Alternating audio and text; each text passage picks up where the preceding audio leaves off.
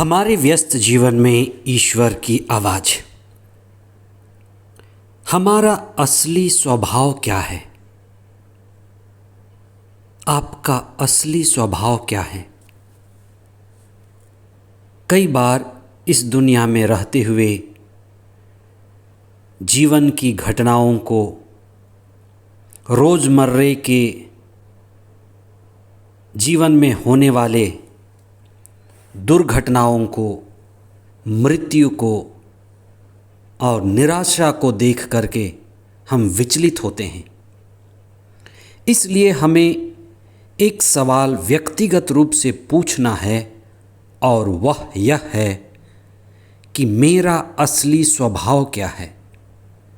मानव जाति का असली स्वभाव क्या है? हमारा असली स्वभाव मृत्यु नहीं है। हमारे पास शरीर है, मन है और ये मरता है। मरना इसका स्वभाव है, मरण धर्म इसका स्वभाव है। लेकिन हम शरीर के आगे, मन के आगे आत्मा स्वरूप हैं और आत्मा का स्वभाव अनंत जीवन का स्वभाव है। ईश्वर के राज्य में हम आत्मा की पूर्णता का या जीवन की पूर्णता का लक्षण पाते हैं। इसलिए लोगों ने ईसा में नबी इलियास का झलक देखा, जो मुर्दों को भी जिला देते थे, नबियों के नबी। इसलिए जब हम सुसमाचार पढ़ते हैं तो ईश्वर के राज्य का सुसमाचार सुने और आत्मा के शक्ति और सामर्थ्य का अनुभव करें। 16 सितंबर 2025, 24वां सामान्य सप्ताह, मंगलवार। पहला पाठ तिमोथी के नाम संत पौलुस का पहला पत्र, अध्याय 3, पद संख्याएं 1 से 13 तक, और संत लूकस का सुसमाचार, अध्याय 7, पद संख्याएं 11 से 17 तक। हमारा असली स्वभाव मृत्यु नहीं है। मृत्यु हमारे तन को, शरीर को छूती है, प्रभावित करती है। इसलिए शरीर यानी तन का स्वभाव मृत्यु से जुड़ा है। लेकिन हम तन और शरीर मात्र नहीं हैं, हम उसके आगे हैं। आत्मा हमारे शरीर में निवास करती है, इसलिए शरीर एक तरह का घर है। हमारा असली और मौलिक स्वभाव आत्मा का है। ईसा ने नाइन नगर के युवक को यही बात कही, युवक मैं तुमसे कहता हूं, उठो। ईसा उस युवक को आदेश देते हैं, युवक मैं तुमसे कहता हूं, उठो। यह एक अद्भुत घटना थी जो लोगों के बीच में घटी।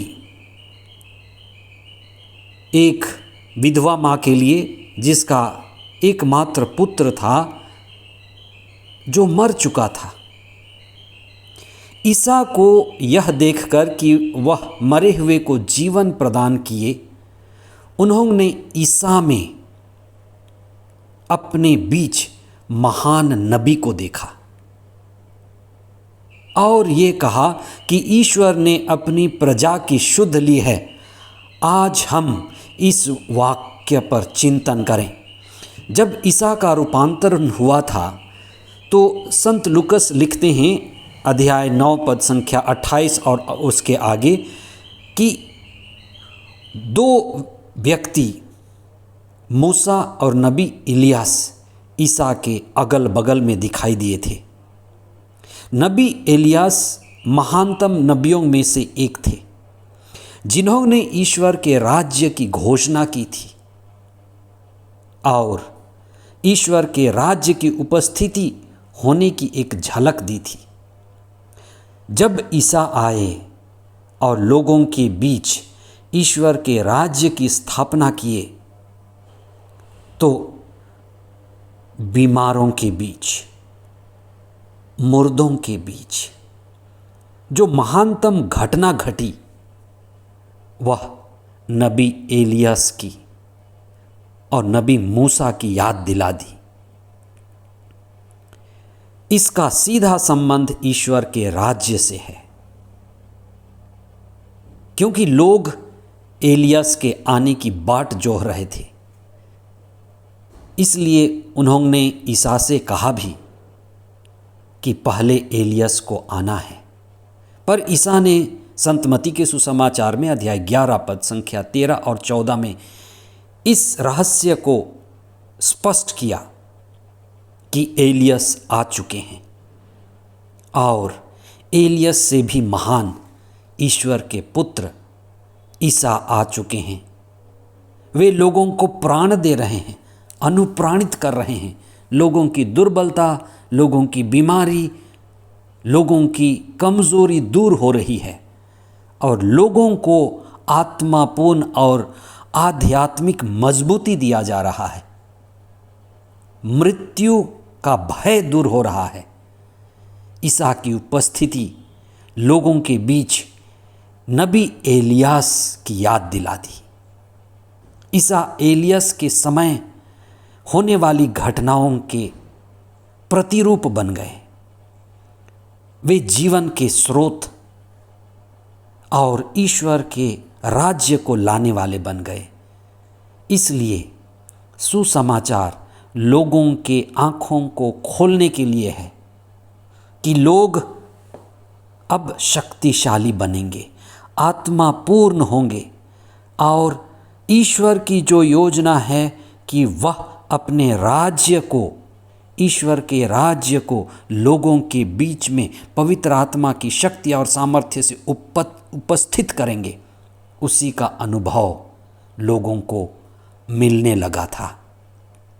इसलिए आज भी जब हम प्रभु से जुड़ते हैं, ईसा के वचन को पढ़ें। ईसा के वचन को पढ़ने से हमें ईश्वर के राज्य की झलक मिलती है और ईसा के द्वारा हम जीवन के स्रोत को, जीवन के मालिक को, पवित्र आत्मा के कार्य को देख पाते हैं। हम आज भी ईश्वर के राज्य का अनुभव कर सकते हैं। इसलिए हम प्रार्थना करें, प्रभु के दिव्य वचनों को पढ़ें, पवित्र आत्मा की शक्ति और सामर्थ्य और अधिकार के लिए हम हमेशा प्रयत्न करें। आज के पहले पाठ में संत पौलुस ने तिमोथी के पहले पत्र में अध्यक्ष के बारे में कहा है कि ईश्वर आपको अध्यक्ष बनाना चाहता है, आपको अपने समुदाय का अगुवा बनाना चाहता है। इसलिए जो समुदाय का अगुवा होता है वह प्रेरणा स्रोत बने, प्रेरक बने, प्रभावशाली बने। इसलिए संत पौलुस ने अलग अलग ढंग से एक चरित्रवान व्यक्ति के बारे में जो समुदाय का अध्यक्ष होगा उसे ईश्वर केंद्रित होना है, अपने चरित्र की हिफाजत करनी है और प्रभु और उसके आत्मा से प्रभावित होकर संसार को पवित्र आत्मा से प्रभावित करना है। जब हम पवित्र आत्मा से प्रभावित हैं, पवित्र आत्मा से संचालित हैं, तो हम प्रेरक बनते हैं, साक्षी बनते हैं। हर एक व्यक्ति जो ईसा केंद्रित है, प्रभु केंद्रित है, आत्मा केंद्रित है, एक साक्षी बनता है। मैं और आप साक्षी बनने के लिए बुलाए गए हैं। आमीन।